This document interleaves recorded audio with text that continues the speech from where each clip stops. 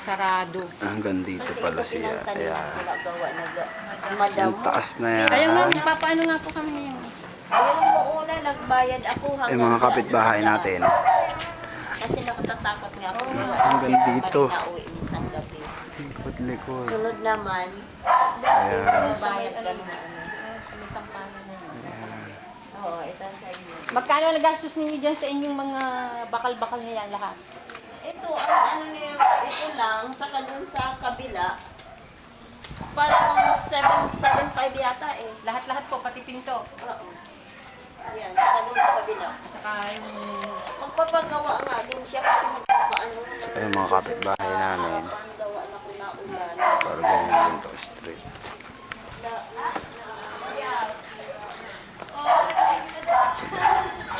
Hindi yun.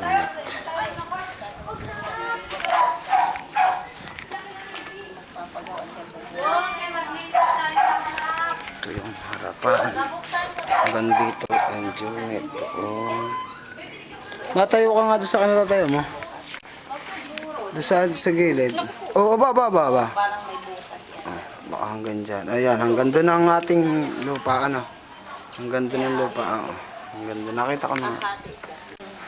Ito, atin na itong nilalakaran ko na to. Hindi street yan. Hindi street yan. Mula doon, atin na yan. Hanggang dito. Ito. Oh, ayan. Ayan yung harapan ng bahay natin. Ito. Ito yung ating pang. Ayan.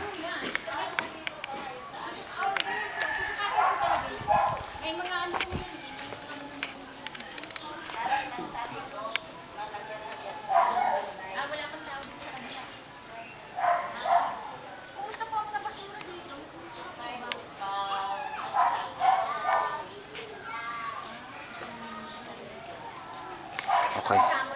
Maganda. Ito yung mga kapitbahay natin. Ayan, no?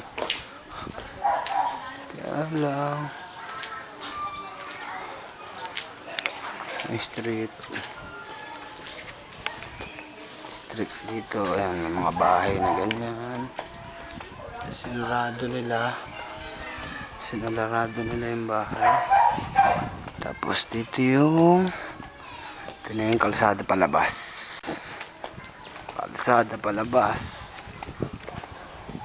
Doon sa kabila. Ayan. Ayan, sa kabila na to. Ito na yung tangke. Ayan yung tangke ng tubig. Acacia Road, pero tayo Makopa tayo.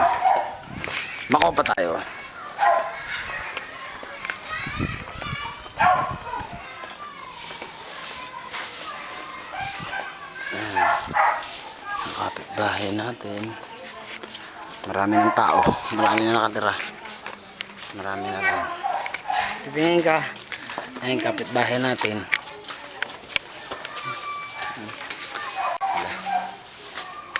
Mamaya na ulit. Papasok ako sa loob. Mamaya.